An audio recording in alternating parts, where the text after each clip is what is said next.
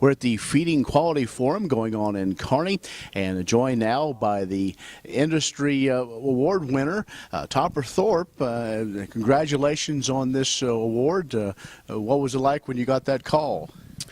Well, it was a surprise to start with, and it was a very humbling kind of a situation, because I know that there are so many people within the industry who have made tremendous contributions over the years, and I was, as I say, humbled to have them call and select me. Of course, many folks are familiar with you. You've been all over the country, but anybody that was a subscriber to CattleFax knows your name and kind of knows your body of work, and what a body that has been. Everything that you've seen this industry continue to develop.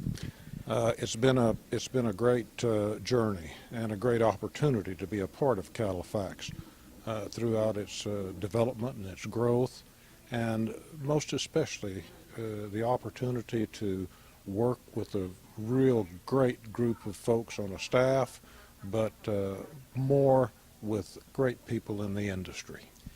As this, you're kind of in that next phase. You're still very much in the beef business, in the cattle business. So you probably had a chance to reflect on maybe some of those lessons that you've learned.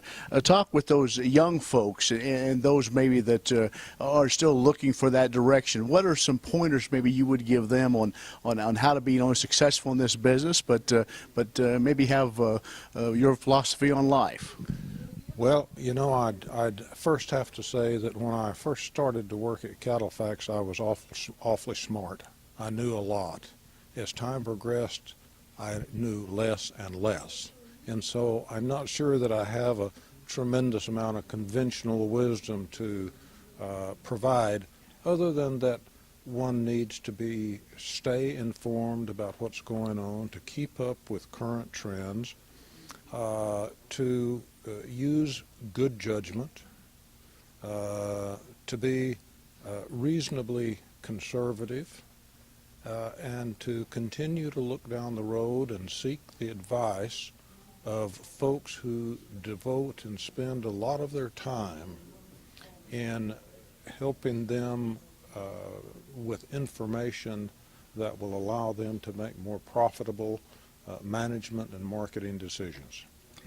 Currently, the cattle market, the whole beef market, is at the record highs, and some might say have reached a new plateau, or we're stuck in a certain cycle of the cattle market. Kind of give us your evaluations of you see the current trends in the beef industry. Well, certainly prices are at all-time highs, and we're beginning, I believe, from what I can sense, and you have to understand I don't spend lots of time each day looking at this, but as I understand the trends at this point, we're beginning to retain some heifers, particularly in those areas that have been suffering from drought and now have gotten some moisture. So what will happen is that, at least historically what has happened, is the feeder cattle supply will shrink even further as we retain heifers, and prices will probably get a little bit stouter, and then several years down the road we'll wake up and find out that we're producing more beef from those heifers that we kept.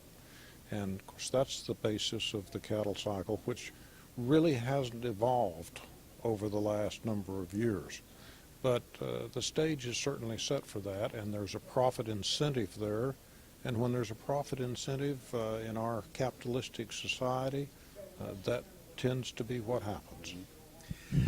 We talked, a lot about what's going on with the current market and some of the things you've learned over the time. But really, the beef business is the people business, and you had folks here in Nebraska even came to see you today. The Maddox family. I would guess that a lot of places all over the country you can go, and there's friends of Topper Thorpe. Well, we do have a lot of friends, and we're thankful for them, and that's one of the tremendous benefits, I think, of being involved in CattleFax, was the opportunity to meet and to work with great folks all across the country in all segments of the industry. And for that, I'm very thankful. Mr. Thorpe, again, congratulations. Thanks for your time. Thank you very much. Topper Thorpe, who was the Industry Achievement Award winner at this year's Quality Feeding Conference that went on in Kearney. For AgView, I'm Ken Rahjes.